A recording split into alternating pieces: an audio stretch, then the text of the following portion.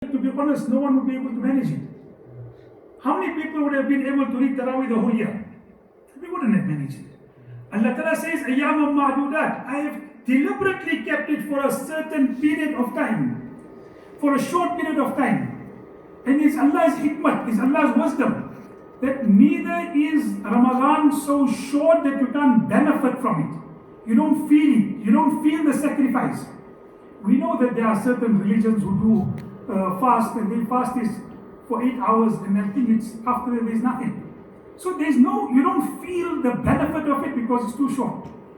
And neither is it so long that it becomes a burden that you can't continue with it. Ayyam ma'dudat. A specific amount of time. Allah has kept it. And Allah does not, the intention of Allah and the wisdom of Almighty Allah is not for it to be 12 months of the year. 1 month for you to be able to recharge your battery.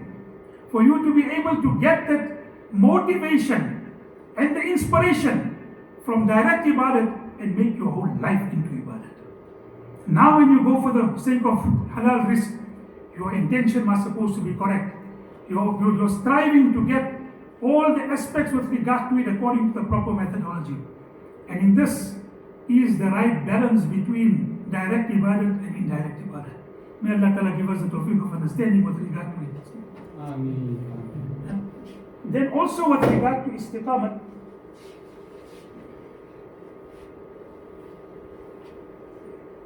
so the one point in keeping the spirit of Ramadan alive is to be able to get the right balance between the direct and indirect ibadah. Then another point comes with regard to consistency. Now this is very, very important. وَاسْتَقِمْ كَمَا أُمِرْ.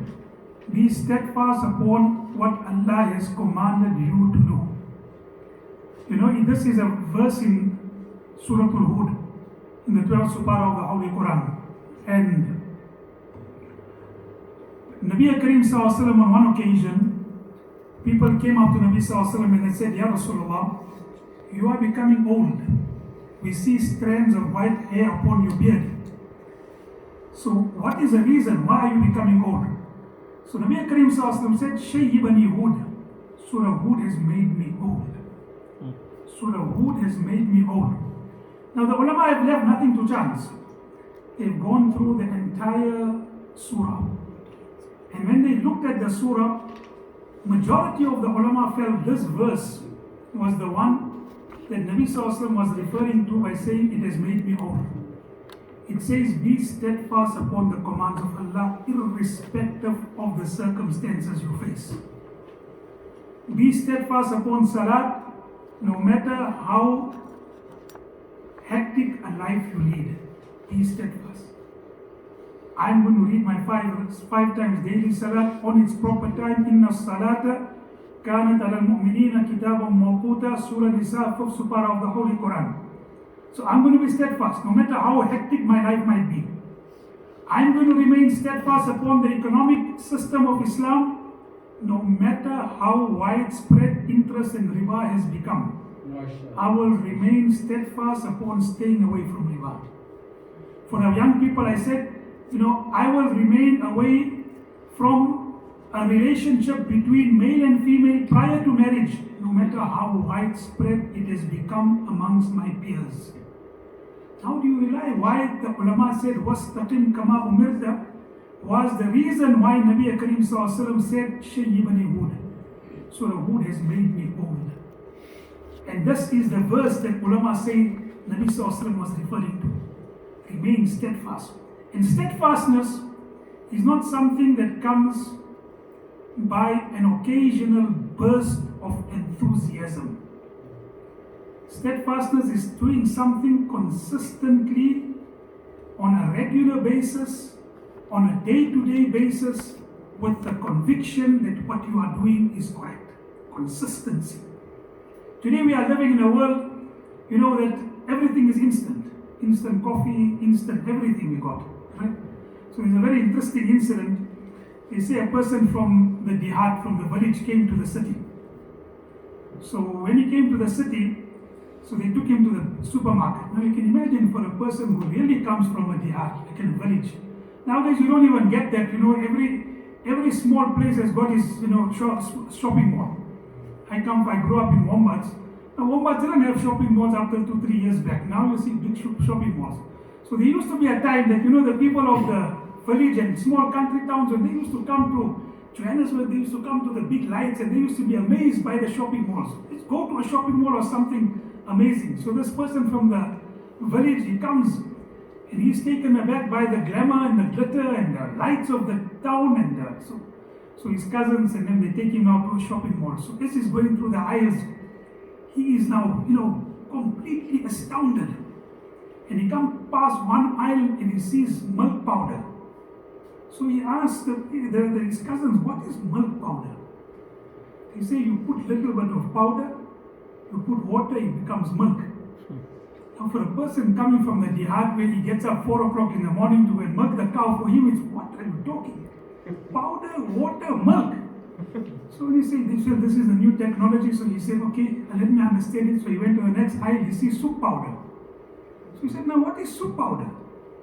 He said, you put little powder, you put water, it becomes soup. He said, what are you talking? When we make soup, we have to boil the bones for a couple of hours. Then we get, you just put little bit of water, put powder, you put water, and it becomes soup. So anyway, he's now very, very, amazingly astounded by that. But when he went into the next aisle, then he really got a shock when he saw baby powder. He must have thought, now how is this going to happen? Will the baby really come by me mixing the powder and the water together? So we want everything like that today. But things don't happen like that. It takes time for you to build certain things. And ulama have written, al-istiqamatu fawqa alfa karamatin. That istiqamat and consistency is greater than thousands of miracles. So you find that someone was in a company of Sheikh Abdul Qadir Jilani rahmatullah alayhi, and he stayed many, many years in the company. So as he was going, he said, Sheikh, I'm disappointed. He said, what are you disappointed? He said, I expected to see karamats. I expected you to fly in the air. And I expected you to show so much miracles. I didn't see it. But Yazid Bustami rahmatullah alayhi had said a very amazing thing. He said that flying in the heavens is the work of the birds. And going through the oceans is the work of the fish. Karamat is beyond these two things. Miracle is beyond these two things. Today we think that we're going to a sheikh, we're going to see miracles, he's going to fly through the air, and he's going to go through the ocean. That is not piety. That's our understanding that this is piety. So he said flying in the air is the work of the word of the birds. Going through the ocean is the work of the fish. Istiqamat and piety is beyond these two things. So Sheikh Abdul Qadir Jilani rahmatullahi told him, he said, you are here so many years, did you see me anytime disobeying any command of Allah? He said, no. He said, that is greater than the miracles you are seeking. Al-istiqamatu fawqa alfa karamatin. Steadfastness is greater than 100 miracles that we want to see as a show of piety.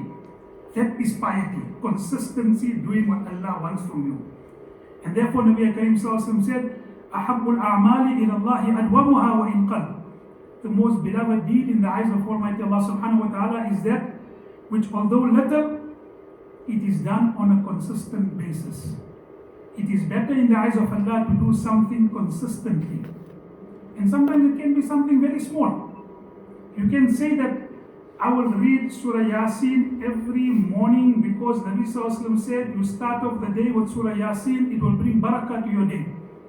And you never ever leave it. It's better than once a month tearing the musalla.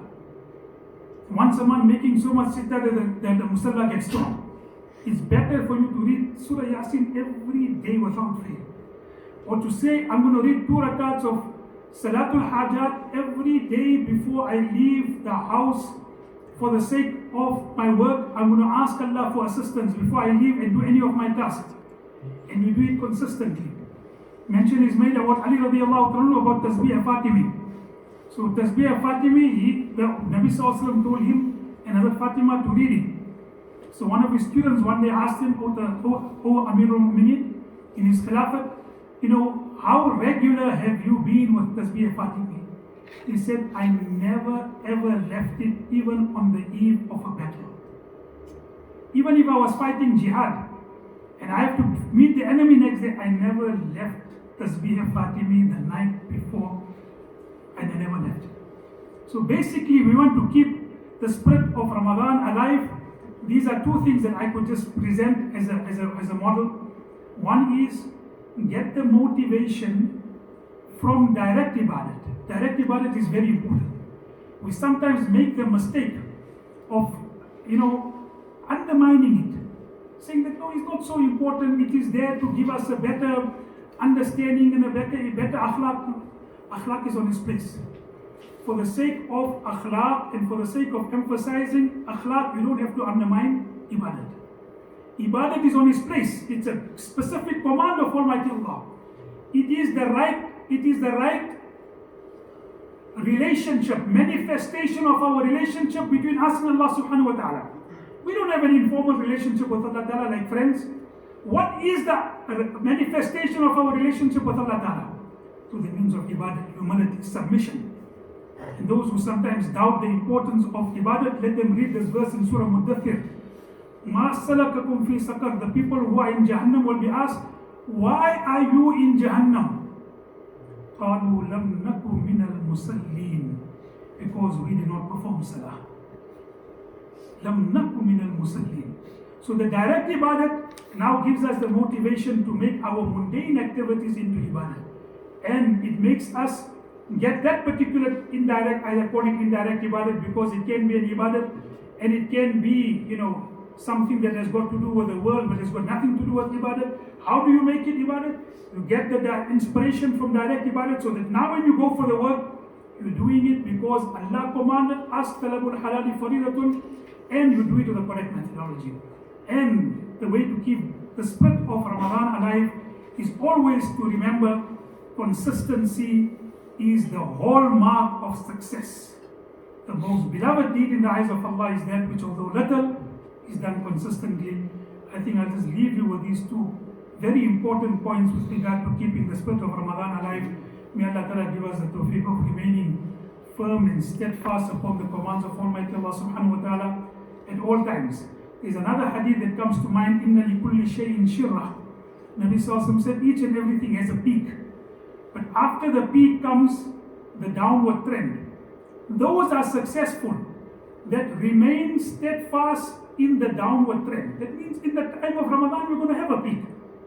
Your success is not dependent upon your peak. Your success is dependent upon when you come down from the peak, you remain steadfast upon a certain basic value system that keeps you going. And it's not about reaching a peak and then coming down and then leaving that peak completely, going right down. The success of someone is after the peak, he remains on a consistent level. And may Allah Ta'ala keep us upon that at all times. Wa akhiru da'wana.